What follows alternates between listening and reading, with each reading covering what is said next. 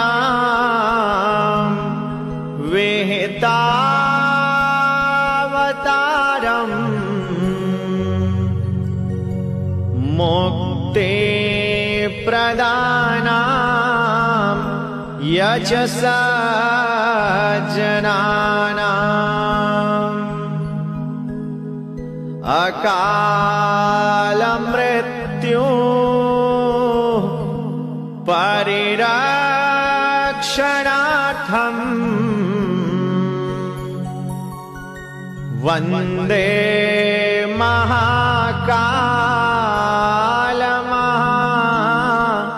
महाकालमहाशुरेशम् Vande Mahakal